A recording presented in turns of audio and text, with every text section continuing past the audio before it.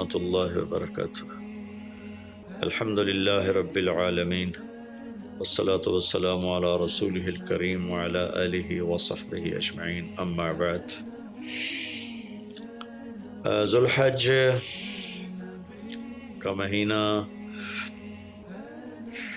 ہمارے مبارک مہینوں میں سے ایک مہینہ ہے کہ اس میں اللہ تعالیٰ نے حج اور قربانی یہ دو بڑے عمل اس میں جمع فرمائے ہیں۔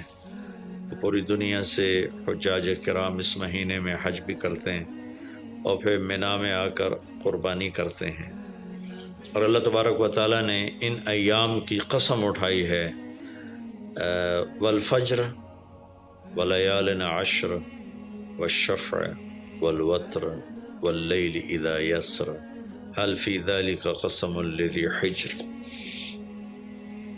اور کسی دن کی قسم اللہ نے ایسے نہیں اٹھائی، خاص کر اللہ کو عید کے دن کی قسم اٹھائے یا جمعے کی قسم اٹھائے یا لیلۃ القدر کی قسم اٹھائے، انا انزلناہ فی لیلۃ القدر وما ادراک ما لیلۃ القدر، یہ گفتگو فرمائی، خبر دی۔ لیکن والفجر، مجھے قسم ہے فجر کی، اس سے مراد 10 تاریخ کی صبح جو 9 کا دن گزار کے حج کا دن ہوتا ہے، اور وہ گزار کے جب 10 کی صبح یعنی قربانی کی جو صبح ہے، اللہ نے والفجر اس کی قسم اٹھائی۔ پھر ولیال عشر، یکم سے 10 ذوالحج کی جو راتیں ہیں ان کی قسم اٹھائی۔ والشفع، یہ 10 کے دن کی قسم اٹھائی۔ والوتر، اور یہ اللہ تعالیٰ نے 9 تاریخ کی قسم اٹھائی۔ واللیل اذا یسر، اور یہ 9 اور 10 کی درمیانی رات کی اللہ تعالیٰ نے قسم اٹھائی۔ یہ کسی بھی ٹائم کی، دن کی، مہینے کی، سال کی، اس طرح اللہ تعالیٰ نے خوبصورت انداز میں قسم نہیں اٹھائی جیسی اللہ تبارک و تعالیٰ نے یہ ان 10 دن راتیں، 9 کا دن، 10 کا دن، 10 کی رات، 10 کی صبح، اور اللہ کے نبی کا فرمان ہے کہ ان 10 دنوں میں اللہ تعالیٰ کو جتنی عبادت پسند ہے وہ اور کسی دن میں بھی پسند نہیں، اور اس میں کوئی شک نہیں، ان 10 دنوں میں سب سے بڑی عبادت وہ حج ہے، جس کو اللہ تعالیٰ نصیب فرمائے اور جس کے مقدر میں فرمائے۔ حج ان 10 دنوں کی سب سے بڑی عبادت ہے۔ عرفات کی ایک دن کی حاضری وہ 10 لاکھ دن کی حاضری یا 1 لاکھ دن کی عبادت کے برابر ہوتی ہے، اور عرفات کے دن کی حاضری میں اللہ تعالیٰ کا ارشاد ہوتا ہے، میرے بندو آج اتنے گناہ لے کر آؤ، جتنے بارش کے قطرے، جتنے درختوں کے پتے، جتنے ریت کے ذرے، جتنے گردش ایام میں جب سے ٹائم شروع ہوا ہے اس میں بننے والے دن اور رات، اور یہاں کے توبہ کرو، میں سب معاف کروں گا۔ اور عرفات کے دن جتنا شیطان ذلیل ہوتا ہے اتنا کسی دن بھی ذلیل نہیں ہوتا، اور میرے محبوب صلی اللہ علیہ وسلم نے یہ دن حج کا، عرفہ کا، زور اثر کٹھی پڑھ کے پھر سارا دن شام تک کوئی 5-6 گھنٹے مسلسل دعا مانگی، اور آپ نے فرمایا کہ اس وقت میرا اللہ میرے صحابہ پہ فخر فرما رہا ہے، اور قربان جاؤں خطاب کے بیٹے پر، فرمایا، اور عمر بن خطاب پہ اس وقت میرا اللہ خاص طور پہ خوش ہو رہا ہے، اور خاص طور پہ عمر بن خطاب پہ اللہ تعالیٰ فخر فرما رہا ہے۔ تو ان 10 دنوں میں جسے اللہ حج میسر فرما دے تو اس سے بڑی عبادت کوئی نہیں۔ حج میسر نہیں ہے تو پھر ان 10 دنوں میں نومی کا روزہ رکھنا، ان 10 دنوں میں روزے رکھنا، اس میں نوافل کی کثرت، صدقے کی کثرت، پھر قربانی، یہ سارے اعمال ان 10 دنوں میں انتہائی محبوب ہیں۔ جنہیں اللہ سعادت دے دے حج کی، بار بار جائیں، تابعوا بین الحج والعمرہ، حج عمرہ آگے پیچھے کرو، آگے پیچھے کرو۔ ایک بہت بڑا طبقہ ہے جو یہ کہتا ہے کہ ایک دفعہ فرض ہے اس کے بعد کوئی ضروری نہیں۔ میں کب کہتا ہوں کہ ضروری ہے؟ ضروری نہیں ہے، لیکن ضروری کا مطلب فرض نہیں ہے، لیکن اللہ اس کے رسول کو پسند ہے کہ اس کے گھر بار بار آیا جائے، بار بار حاضری دی جائے۔ اللہ کے نبی کو تو آخر عمر میں جا کے موقع ملا، اس کے بعد آپ دنیا سے تشریف لے گئے۔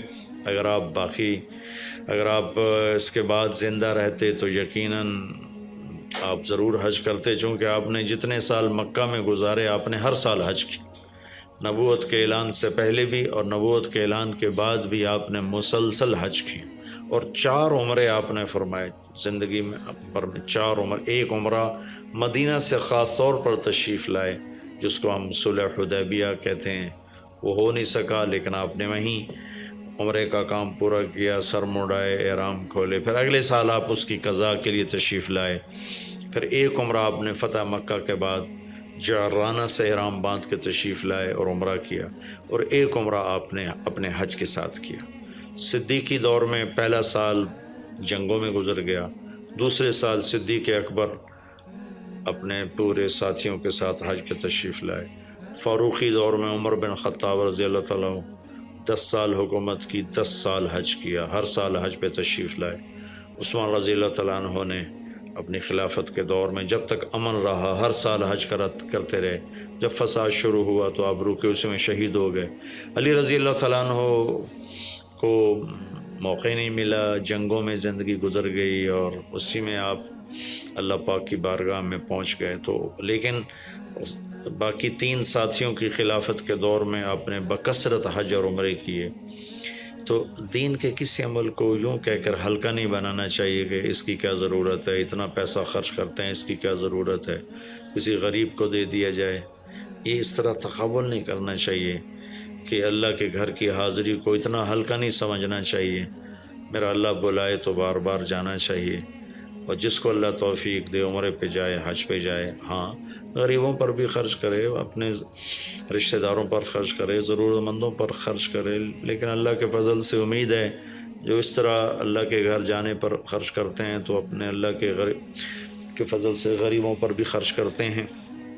اس کو آپس میں یوں اس کا مقابلہ نہیں کرنا چاہیے، چیز اللہ کو پسند نہیں ہے۔ شہنشاہ کے، دنیا کے سب سے بڑے بادشاہ کے دربار میں حاضری کو ہم اتنا ہلکا نہ سمجھیں، بہت بڑی سعادت ہے۔ حضرت امام حسن کی سنا دیتا ہوں۔ امام حسن رضی اللہ تعالی عنہ نے 20 حج پیدل کیے، مدینہ سے پیدل تشریف لاتے تھے اور حج فرماتے تھے۔ 20 حج، یہ تو اہل بیت کیا جگر گوشہ رسول ہیں اور جگر اہل بیت ہیں، تو 20 حج فرمایا آپ نے، پیدل فرمائے، مدینہ سے تشریف لائے مکہ پیدل۔ ایسے امام حسین رضی اللہ تعالیٰ عنہ بھی کئی حج پیدل مجھے ان کا عدد یاد نہیں، امام حسن کا مجھے یاد ہے 20 حج پیدل کے، اور اللہ کے نیک بندوں نے برس ہا برس اللہ کی بارگاہ میں پیدل حاضریاں دی ہیں۔ تو ان 10 دنوں میں عبادت کا ذوق بڑھنا چاہیے، نوافل بڑھائے جائیں، ذکر بڑھائے جائے، تلاوت بڑھائی جائے، ہمت ہو تو روزے رکھے جائیں، خاص طور پہ 9 تاریخ کا روزہ پچھلے سال کے سارے گناہ معاف ہو جاتے ہیں، یہ ایک دن کا جو روزہ ہے۔ پھر اس کا دوسرا جو بڑا عمل ہے وہ قربانی ہے، اور یہ قربانی آدم علیہ السلام سے چلی آ رہی۔ وَاتْلُ عَلَيْهِمْ نَبَأَ ابْنَيْ آدَمَ بِالْحَقِّ إِذْ قَرَّبَا قُرْبَانًا فَتُقُبِّلَ مِنْ أَحَدِهِمَا وَلَمْ يُتَقَبَّلْ مِنَ الْآخَرِ۔ اس قربانی کی بنیاد تو آدم علیہ السلام سے پڑی ہے، لیکن ہمیں جو حکم ملا وہ سنت ابیکم ابراہیم، وہ ابراہیم علیہ السلام کی سنت ہے قربانی۔ ایک بہت خوبصورت قصہ ہے اور بہت عجیب و غریب قصہ ہے کہ اللہ پر سب کچھ لگا دینا۔ ایک شخص کو اولاد کے لیے دعا مانگتے مانگتے مانگتے کچھ 60 برس گزر گئے، 65 برس گزر گئے۔ رب ہب لی من الصالحین، یا اللہ مجھے نیک اولاد دے دے، نیک اولاد دے دے۔ نیک اولاد میری 84 سال کی عمر میں، اللہ نے 84 سال کی عمر میں بیٹا دیا۔ بڑھاپے کی اولاد تو دل پکڑ لیتی، اور ابھی چند دن نہیں گزرے تھے کہ اللہ نے کہا جاؤ اسے چھوڑ کے آؤ۔ یہ کہاں چھوڑ کے آؤں؟ کہ جبریل آئے گا تمہیں راستہ بتائے گا۔ تو جبریل انسانی شکل میں آئے، وہ براق کی طرح نہیں یہ سفر ہوا کہ ایک دم میں پہنچا دیا، بلکہ جبریل انسانی شکل میں آئے، اونٹنی پر سوار ہو کر، ابراہیم علیہ السلام دوسری اونٹنی پر، بچہ اور بیگم، اور ان کو فلسطین سے چلایا، اور چلاتے چلاتے چلاتے چلاتے جب مکے کے کالے پہاڑ آ گئے جہاں کچھ بھی نہیں ہے، نہ پانی نہ سایہ، کہ یہاں چھوڑ دو، بیت اللہ ٹیلا تھا اس وقت، یہاں چھوڑ دو۔ تو ابراہیم علیہ السلام جو آگ میں ڈلتے ہوئے نہیں گھبرائے، یہ بات سنی تو گھبرا کر کہنے لگے یہاں کیسے چھوڑ دوں، یہاں تو کچھ بھی نہیں ہے۔ تو جبریل نے کہا جی آپ کے اللہ کی منشا ہے کہ اس بچے کو یہیں چھوڑ دیا جائے، تو انہیں وہیں چھوڑا اور واپس چل دیا۔ اور حضرت حاجرہ حیران پریشان ہو گئی، کہاں چھوڑ کے جا رہے ہو، کیوں چھوڑ کے جا رہے ہو، جواب ہی نہیں دے رہے۔ 3 میل ان کے ساتھ چلتے نہیں، وہ جواب ہی نہیں دے رہے۔ 3 میل کے بعد ان کو یاد آئی یہ تو اللہ کے نبی ہیں۔ اللہ امرک، ابراہیم کا یہ اللہ کا حکم ہے؟ کہاں اللہ کا حکم ہے؟ اذن لن یضیعنا اللہ، جاؤ پھر اللہ مجھے ضائع نہیں کرے گا۔ اس طرح بنیاد رکھی، بچے کو ایسے جنگل میں چھوڑا۔ جب وہ بڑے ہو گئے تب حکم آیا جاؤ ذبح کرو۔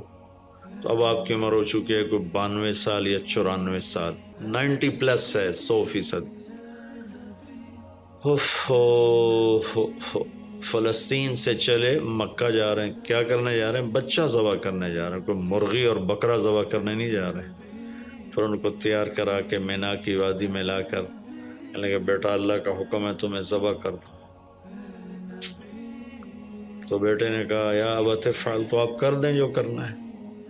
ابراہیم علیہ السلام کہنے لگے تو یہ خبر ابھی ہے میں کیا کہہ رہا ہوں؟ کہا جی مجھے پتہ ہے، آپ کہہ رہے ہیں مجھے ذبح ہونا ہے تو آپ کے بدلے میں مجھے اللہ ملے گا، وہ آپ سے بہتر ہے، اور دنیا کے بدلے میں جنت ملے گی، وہ دنیا سے بہتر ہے۔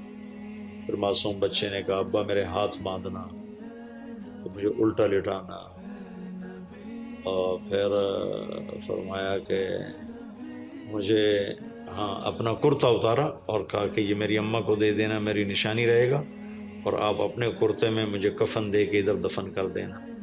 تو ان کے ہاتھ باندھے، پاؤں باندھے، الٹا لٹایا، اپنا گھٹنا رکھا ان کی کمر پر، ان کے سر کے بال اٹھائے اور تھوڑا سا اوپر کر کے نیچے چھری چلانے کے لیے، ایک ہاتھ میں بال تھے ایک ہاتھ میں چھری تھی، اور یوں آسمان کو دیکھا کہ اللہ تو مجھ سے ناراض ہو گیا ہے کہ اسماعیل کی محبت نے میرے دل میں جگہ پکڑ لی ہے۔ نہیں میرے مالک، میرے دل میں تیرے سوا کچھ نہیں ہے، اگر میرا کوئی امتحان ہے تو پاس کر دے،